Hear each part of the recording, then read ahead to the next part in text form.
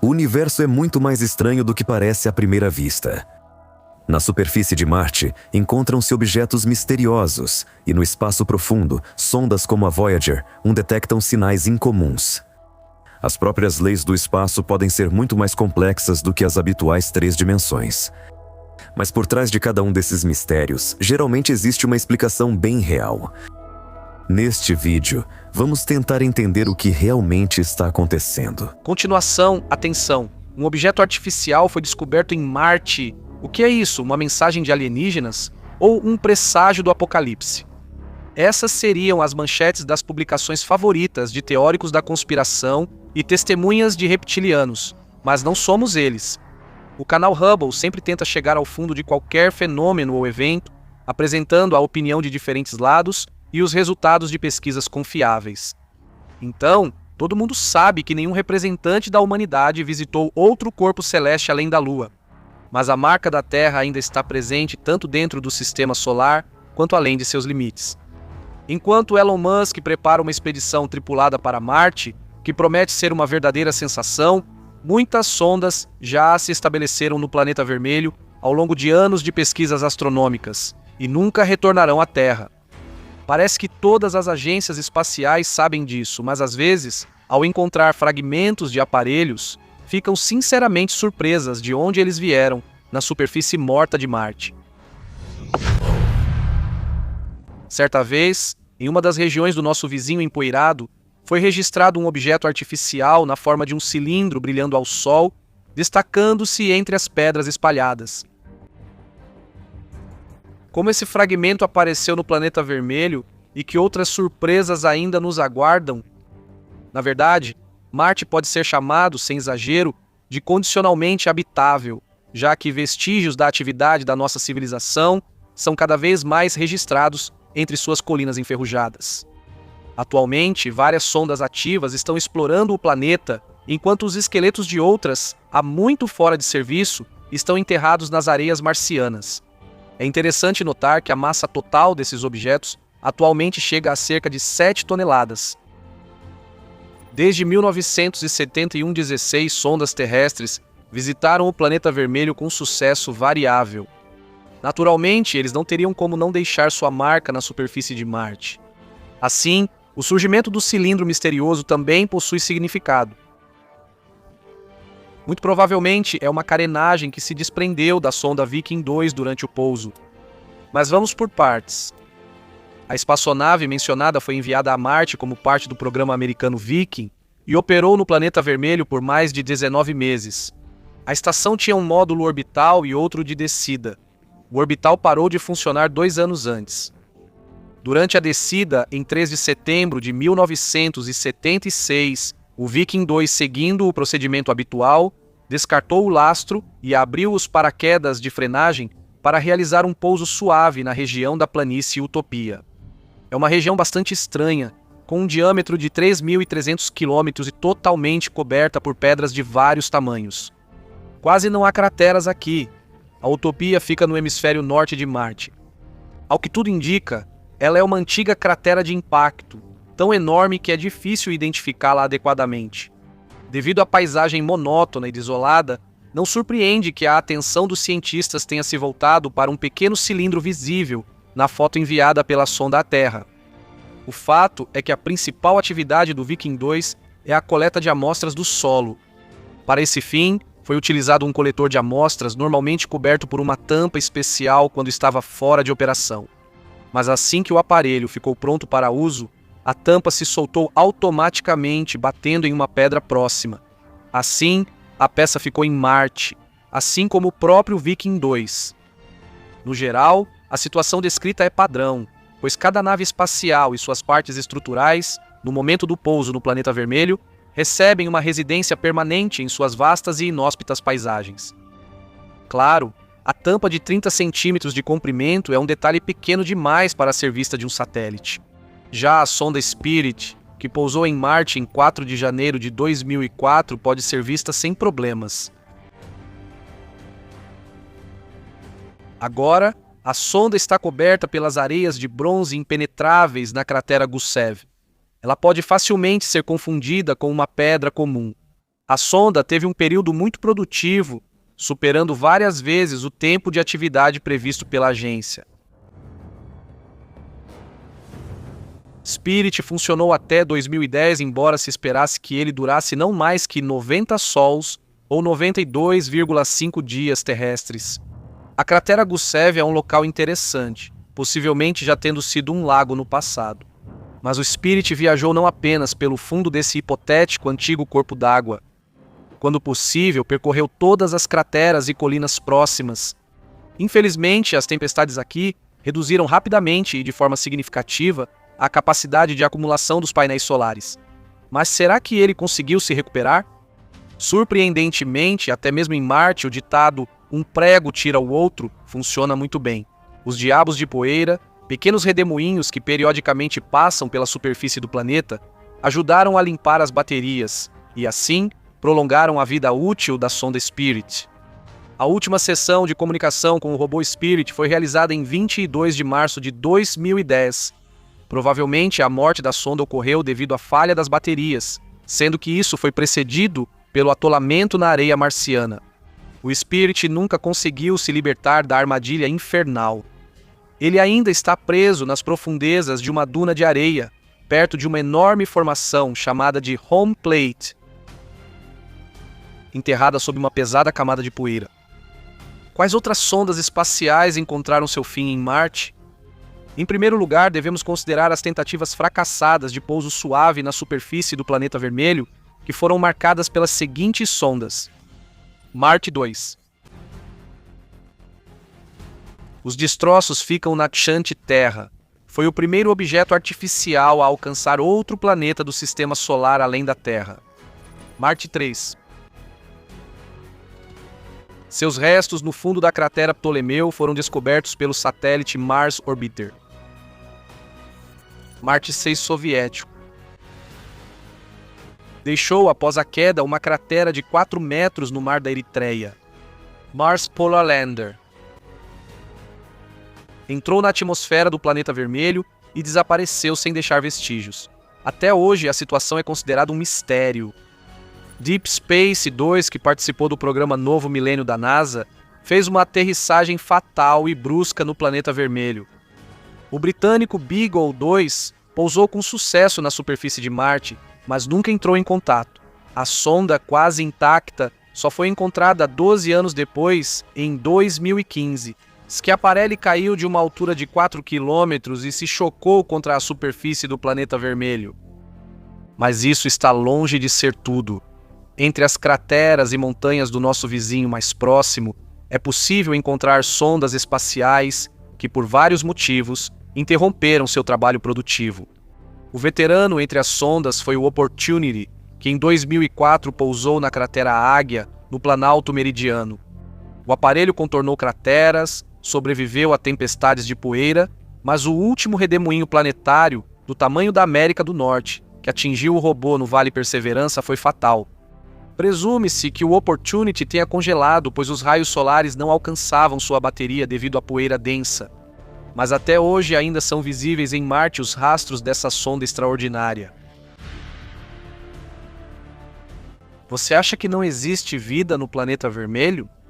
No nosso entendimento, não, mas a Fênix de Aço ainda está presente aqui.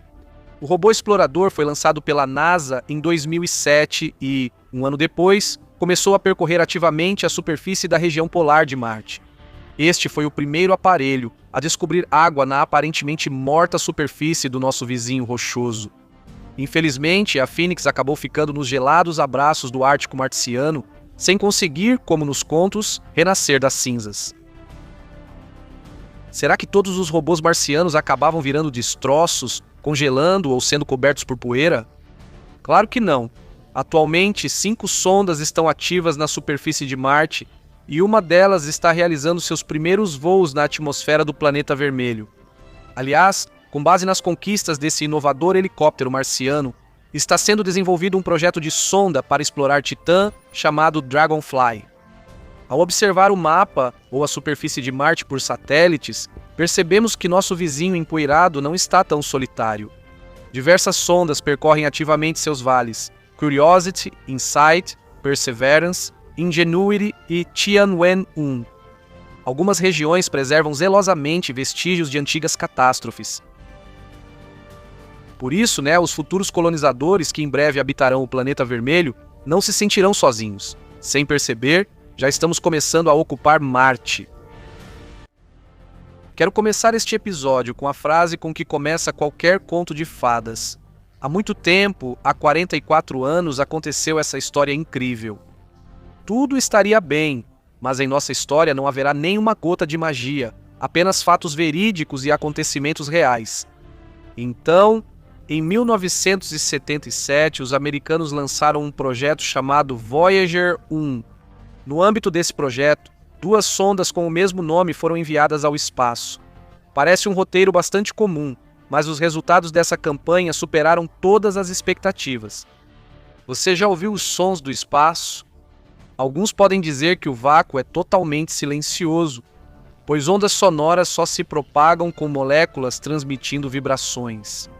Graças à conversão feita por computador, podemos ouvir os estrondos profundos de Vênus. O uivo monótono de Júpiter?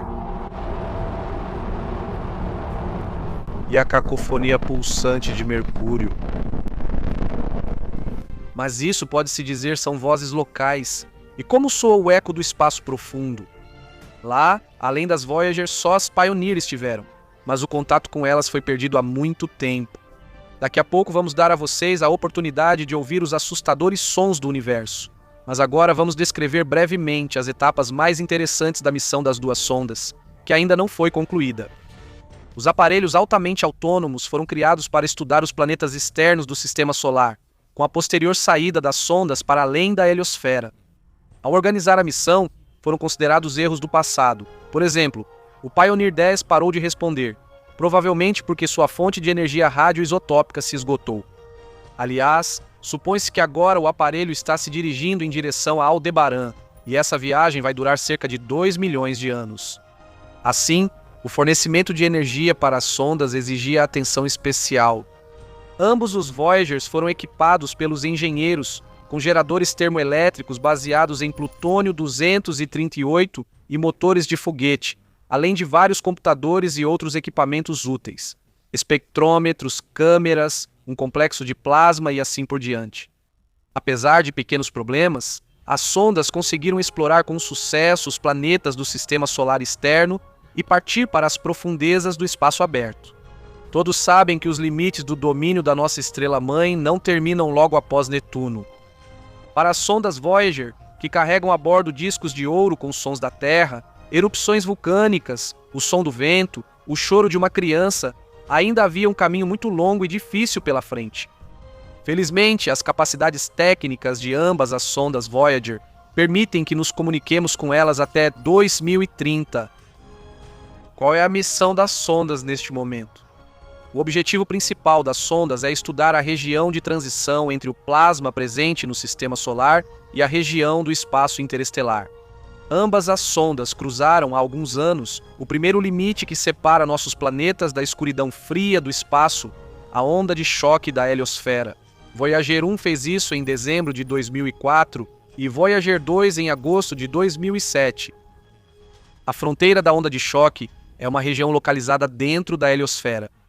É exatamente aqui que o vento solar desacelera bruscamente até velocidades subsônicas, pois colide com a matéria interestelar.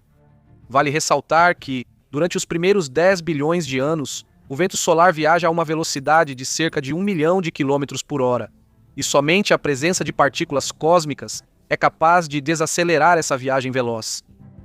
Após esse marco mencionado, as sondas aguardavam o próximo limite condicional, a heliopausa, que segundo os cientistas não deveria ser alcançada em 10 anos após cruzar a fronteira da onda de choque. Portanto, muito provavelmente o evento já ocorreu. A heliopausa pode ser tecnicamente comparada a uma câmara de adaptação, onde a pressão é equalizada quando os cosmonautas saem para o espaço aberto. É exatamente aqui que os parâmetros de velocidade do vento solar e do meio interestelar adquirem valores aceitáveis, e também ocorre uma assimilação mútua parcial da matéria. Na verdade, a natureza da heliopausa tem sido motivo de debate há anos. Houve um tempo em que se acreditava que ela estava localizada perto da órbita de Júpiter, mas o Voyager 2 dissipou esse mito. Como ninguém sabia onde esse limite estava, os astrônomos duvidavam que a sonda o atravessasse antes de encerrar suas operações. Mas o encontro aconteceu antes que isso ocorresse. Oficialmente, o Voyager 2 cruzou a heliopausa em 2018 e descobriu-se que ela está a 120 vezes a distância da Terra ao Sol. Graças às medições que eram periodicamente enviadas por ambas as sondas, foi possível descobrir que a heliosfera é bastante elástica. Durante o período de atividade solar, ela se expande como um balão e depois retorna ao seu tamanho original. Que outra descoberta fez o Voyager 2? Em 2020, seus sensores de plasma detectaram uma estranheza inexplicável. Quanto mais longe a sonda se afasta do Sol, maior fica a densidade do espaço interestelar. É possível que as partículas diminuam drasticamente a velocidade ao se aproximarem da heliopausa e se acumulem umas sobre as outras, como uma bola de neve. Existe outra teoria. Ela fala sobre a colisão do campo magnético interestelar com a heliosfera, o que cria um tipo de corredor entre a heliopausa e o restante do espaço. Aliás, de acordo com as medições, o magnetismo interestelar, embora seja 64 mil vezes mais fraco que o da Terra, Всего 7 микрогауссов. ainda assim é capaz de exercer uma certa pressão sobre a heliosfera. A questão da densidade aumentada da matéria ainda está em aberto, e os cientistas precisam encontrar uma resposta. Existe algum risco de destruição das duas sondas Voyager nessas condições? Teoricamente, sim, pois, de acordo com as hipóteses mais comuns, entre a onda de choque em arco, o chamado Rubicão na transição para o vácuo absoluto do espaço, existe ainda uma região preenchida com hidrogênio quente. Cientistas a chamaram de parede de hidrogênio.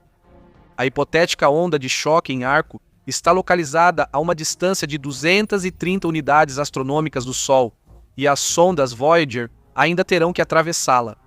Embora muitos astrônomos considerem esse suposto limite uma invenção. Voltando às sondas Voyager, onde estão agora? A primeira sonda já cruzou os limites do meio interestelar em 2012. Seus sensores registraram um aumento na quantidade de raios galácticos e, mais tarde, uma queda acentuada nas partículas do vento solar. Esses dados servem como uma prova convincente de que a sonda finalmente está deixando a heliosfera. Foi nesse local que o aparelho registrou um som estranho. Um zumbido monótono interrompido por um assobio agudo.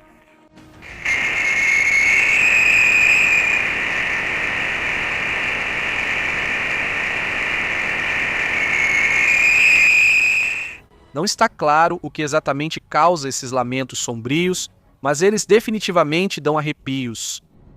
Alguns astrônomos afirmam que o assobio agudo provavelmente é causado por explosões regulares no Sol, que alcançam as bordas da heliosfera. Tudo isso o Voyager 1 captou de passagem, já que a jornada da nave ainda não terminou. Daqui a cerca de 40 mil anos, ele passará pela anã vermelha Gliese 445, que está se aproximando lentamente do Sol, e continuará vagando eternamente pela nossa galáxia. E quanto ao Voyager 2, ele também voa em algum lugar na escuridão do espaço. Como já foi mencionado, há 14 anos a sonda cruzou com sucesso a onda de choque da heliosfera e passou pela heliopausa. Graças aos dados recebidos da Voyager 2, foi possível provar que a heliosfera não é uma esfera perfeita. Pelo contrário, é um oval achatado com as fronteiras do norte afastadas do Sol. Foram detectadas anomalias nas informações da nave? Sim, houve uma inconsistência. Os cientistas esperavam que, na fronteira da onda de choque, a temperatura fosse muito mais alta do que dentro da heliosfera, mas isso não aconteceu. Na verdade, estava quente, mas menos do que os astrônomos esperavam. A questão é, de onde vieram as discrepâncias e para onde foi a energia extra? Por enquanto, isso segue sem resposta. O Voyager 2 está agora a cerca de 20 bilhões de quilômetros e segue firmemente em direção à nuvem de Oort, que ele alcançará em cerca de 3 séculos. E para atravessar essa região esférica, ele vai precisar de pelo menos 30 mil anos. É uma pena que nunca saberemos sobre isso. O período de meia-vida do plutônio é de quase 90 anos.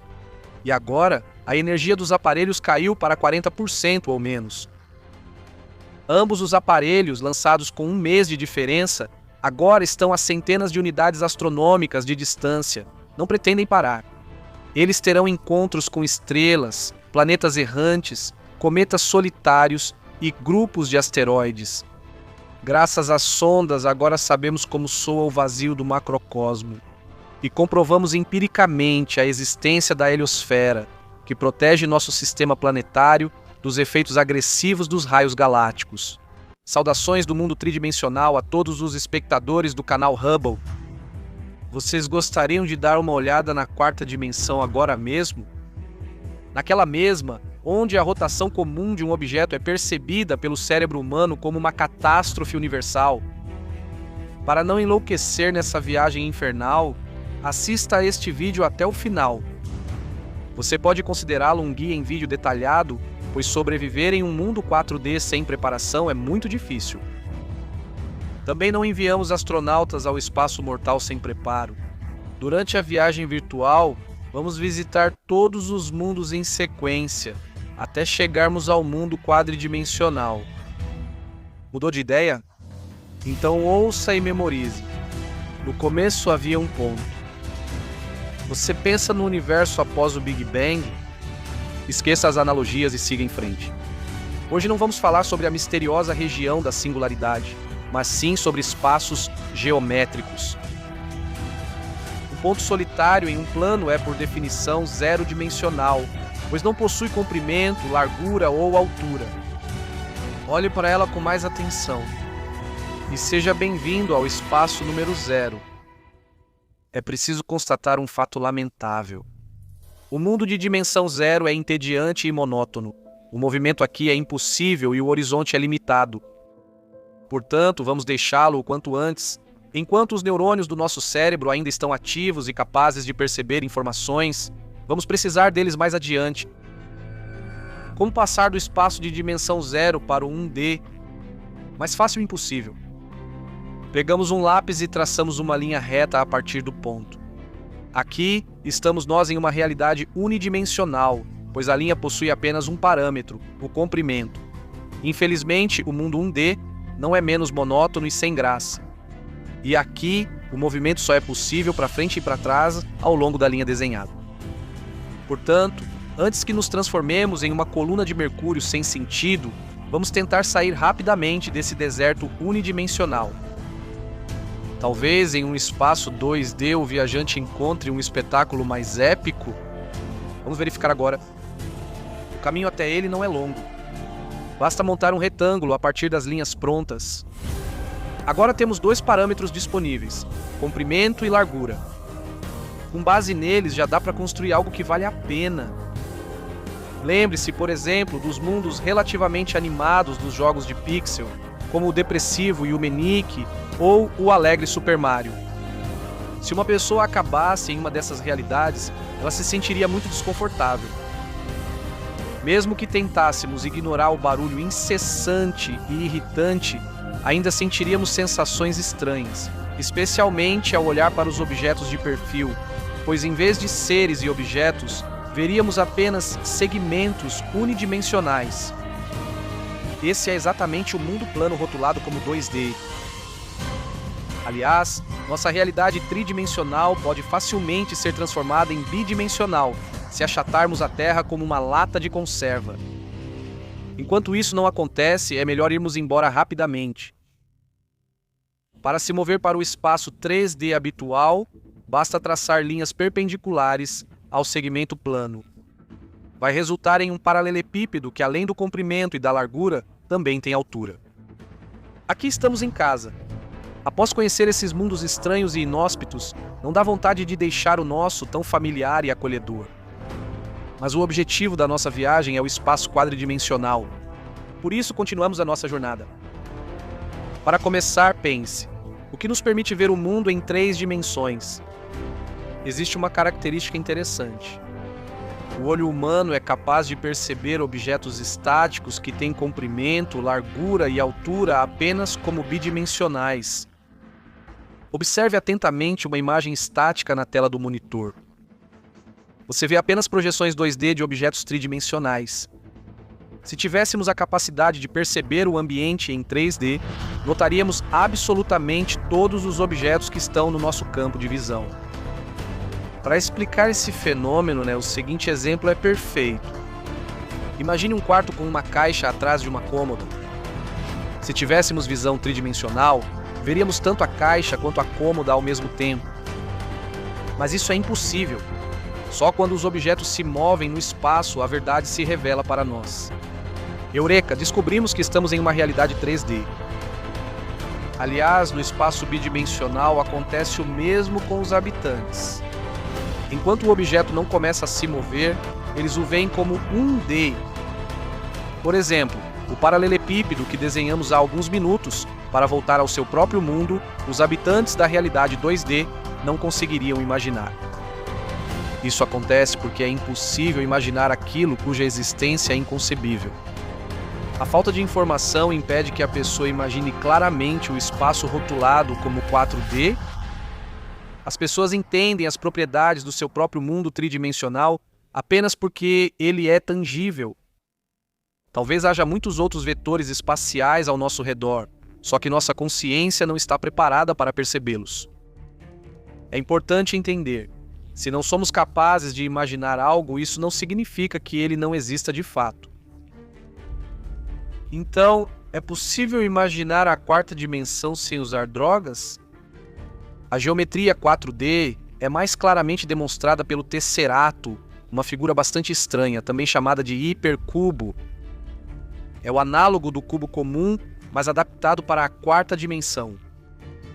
Construir uma figura assim é simples, mas primeiro vale dizer que um cubo comum pode existir em qualquer lugar, só que ele vai parecer diferente dependendo do contexto. Por exemplo, no espaço 0D é aquele mesmo ponto sobre o qual falei no início do vídeo.